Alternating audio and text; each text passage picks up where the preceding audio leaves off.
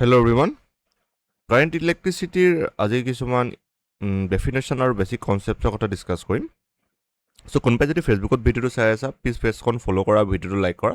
কোনোবাই যদি ইউটিউবত ভিডিঅ'টো চাই আছা আমাৰ চেনেলটো ছাবস্ক্ৰাইব কৰা, ঠিক আছে। চ' আজি আমি কাৰেণ্ট ইলেক্ট্ৰিচিটি কথা ডিছকাছ কৰিম। গোটেই চেপ্টাৰটো ডিছকাছ কৰিবলৈ 3-4টা ক্লাছ লাগিব। চ' এইটো আমাৰ ফাৰ্ষ্ট ক্লাছ হয় আৰু আমি ইয়াত PYQ ডিছকাছ কৰিম।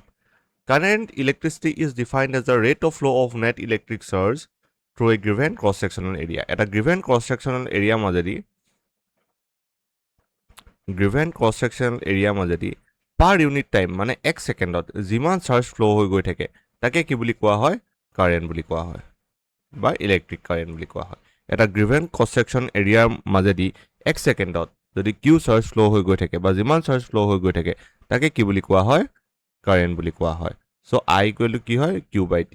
এই ফৰ্মুলাটো কেতিয়া এপ্লাই হ'ব? যেতিয়া কাৰেণ্টটো ষ্টেডি থাকিব, ঠিক আছে। কাৰেণ্টটো একো ফ্লাকচুৱেট নকৰে, টাইমৰ লগত যেতিয়া কাৰেণ্টটো ফ্লাকচুৱেট নকৰে তেতিয়া কাৰেণ্টটো কি থাকিব?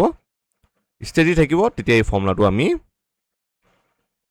এক্সপ্ৰেছ কৰিম বা ফৰ্মুলাটো আমি ইউজ কৰিম। For a time varying current it is given by the derivative. যদি কাৰেণ্টটো টাইমৰ লগত চেঞ্জ হৈ থাকে তেতিয়াহ'লে আমাৰ কাৰেণ্টৰ ফৰ্মুলাটো কিমান হ'ব? Current equal to dQ/dt। I equal to dQ/dt।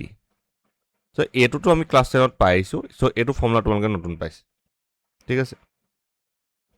এতিয়া SI ইউনিটটো কি হয়? এম্পেয়াৰ হয় কাৰেণ্টৰ, আৰু which is equivalent to coulombs per second বা কুলম্ব ছেকেণ্ড। নেচাৰ যদিও কাৰেণ্টৰ কি থাকে? ডাইৰেকশ্যন থাকে ন, কাৰেণ্টৰ ডাইৰেকশ্যন থাকে হয়নে? কাৰেণ্টৰ ডাইৰেকশ্যন থাকে।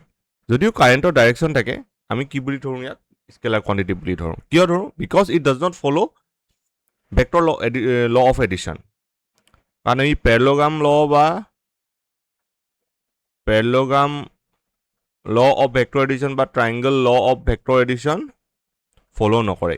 ই ডাইৰেক্ট আমাৰ এলজেব্ৰিক ৰুলে ফ'ল' কৰে। সেইকাৰণে যদিও কাৰেণ্টৰ ডাইৰেকশ্যন আমি দেখি পাওঁ, ই কি হয়? এটা স্কেলাৰ কোৱান্টিটি হয়। কিয় স্কেলাৰ কোৱান্টিটি হয়? Because E ordinary algebraic rules follow' কৰে। হ'ল? এতিয়া মেক্ৰস্কপিক মডেল ড্ৰিপ ভেলচিটিৰ কথা ডিছকাছ কৰিম হা। কি হয়? ইনচাইড এ কণ্ডাক্টৰ ফ্ৰী ইলেক্ট্ৰনছ, এইটো মই মন দি শুনা, অকণমান মন দি শুনা। Inside a conductor, free electrons move randomly in all directions, resulting in zero net current. Suppose it conductor আছে। ইয়াত কি হ'ব? ইলেক্ট্ৰনছবোৰ যেন তেনি গৈ থাকিব। ফ্ৰী ইলেক্ট্ৰনছবোৰ ৰেণ্ডমলি মুভ কৰি থাকিব, আৰু যে ৰেণ্ডমলি মুভ কৰি থাকিব ইটোৱে সেইটো কেঞ্চেল কৰি কি হ'ব? আমাৰ নেট কাৰেণ্ট কিমান পাম? 0 পাম। হ'ল? এতিয়ালৈকে জাষ্ট এটা আমি কণ্ডাক্টৰ এটা ৰাখিছোঁ, ইয়াত কোনো আমি কাৰেণ্ট একো লগোৱা নাই, নৰ্মেল জাষ্ট কণ্ডাক্টৰ এটা। ছাপ'জ এইটো এটা কণ্ডাক্টৰ, যেনিবা এই কণ্ডাক্টৰটো যদি কণ্ডাক্টৰ হয় তেতিয়া ইয়াত কি হৈছে? ইলেক্ট্ৰনছবোৰ ৰেণ্ডমলি মুভ কৰি আছে আৰু ইয়াত নেট কাৰেণ্ট কি হ'ব? 0 হ'ব, ঠিক আছে।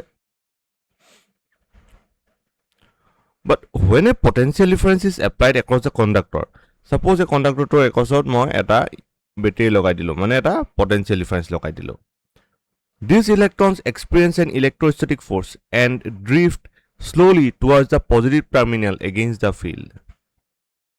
যেতিয়া এটা বেটেৰী লগাই দিয়া হ'ল, এইটো পজিটিভ টাৰ্মিনেল, এইটো নেগেটিভ টাৰ্মিনেল, ইয়াত ছাপ'জ পটেঞ্চিয়েল ভি, তেতিয়া এই ইলেক্ট্ৰনছবোৰ কি হ'ব?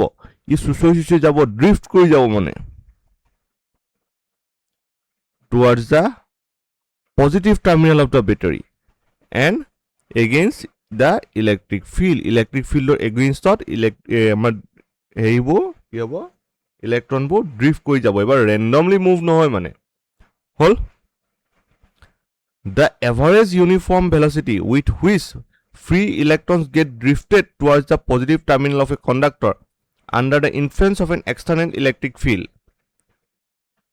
So ড্ৰিপ ভেলচিটি কি হয়? এতিয়া ড্ৰিপ ভেলচিটি হয় এই যে ইলেক্ট্ৰনছবোৰ ৰেণ্ডমলি মুভ কৰি গৈ আছে যে, চৰি ৰেণ্ডমলি নহয়, ইলেক্ট্ৰিক ফিল্ডৰ এগেইনষ্টত মুভ কৰি গৈ আছে যে, বহুত ইলেক্ট্ৰনছ আছে ন, প্ৰতিটো ইলেক্ট্ৰনছ এটা বেলেগ এটা ভেলচিটিত গৈ আছে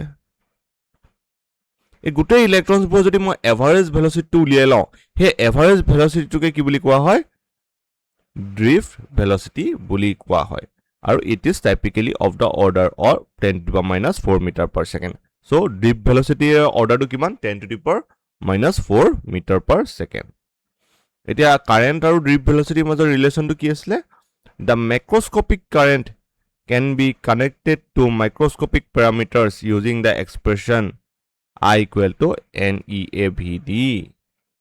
এইটো ফৰ্মুলাটো মনত ৰাখিবা I is equal to NEAVD.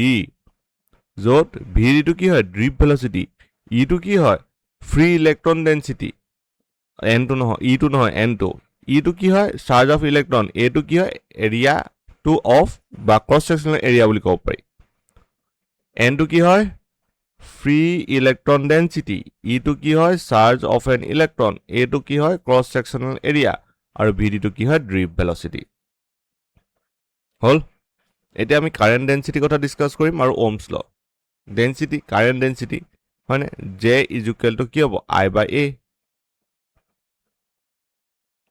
Hall J equal to কি হ'ব আই বাই এ সো আই কি আছিলে N E A V D এইটো by A. So current density কিমান হ'ব NEVD হল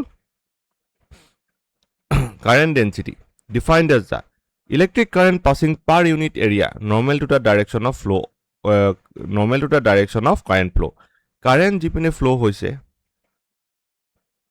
current যিপিনে flow হৈছে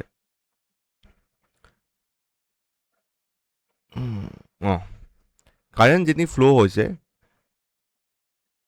হে ফ্লো হোৱাৰ বস্তুটোৰ মানে সাপোজ কারেন্ট এপিনে ফ্লো হৈছে ঠিক আছে এ পার ইউনিট এরিয়া যিমান কারেন্ট পাস হৈ আছে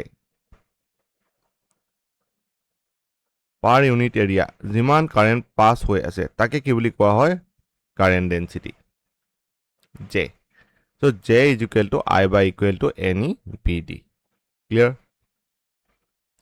এতিয়া কত আউটাৰ ফৰ্মুলা আছে তোমালোকে মনত ৰখাই ল microscopic form of Ohm's law by substituting drift velocity in terms of relaxation time and electric field current density can be related to electric field via conductivity J vector equal to sigma E vector আৰু এটা current density formula যে J vector equal to sigma E vector য'ত J টো কি হয় current density sigma টো কি হয় conductivity E টো কি হয় electric field এটা বস্তু কথা কৈছে রিল্যাক্সেশন টাইম টাও কি হয় রিল্যাক্সেশন টাইম চাবা দে এটা ইলেক্ট্ৰনে আন এটা ইলেক্ট্ৰনক মুভ কৰি থাকোঁতে গৈ খুন্দিয়াবগে সাপোজ খুন্দিয়াওঁতে গৈ টাইম t1 লাগিলে আকৌ বেলেগ এটা ইলেক্ট্ৰনে এটা ইলেক্ট্ৰন গৈ খুন্দিয়াওঁতে time t2 so average collision হ'বলৈ যোনটো টাইম লাগিব কলিজন এটা ইলেক্ট্ৰন ইটো ইলেক্ট্ৰন গৈ কলাইড কৰিবলৈ যোনটো টাইম লাগিব মানে এভাৰেজ ওভাৰঅল যিমান টাইম লাগিব তাকে কি বুলি কোৱা হয় ৰিল্যাক্সেশন টাইম ঠিক আছে আমি নেক্সট ক্লাছত এই ফৰ্মুলাটো ওহমছ ল এইটো ভেক্টৰ ফৰ্ম অফ ওহমছ ল বুলিও কয় J vector equal to sigma E vector তাৰ কথা আমি ডিসকাস কৰিম ঠিক আছে বাই বাই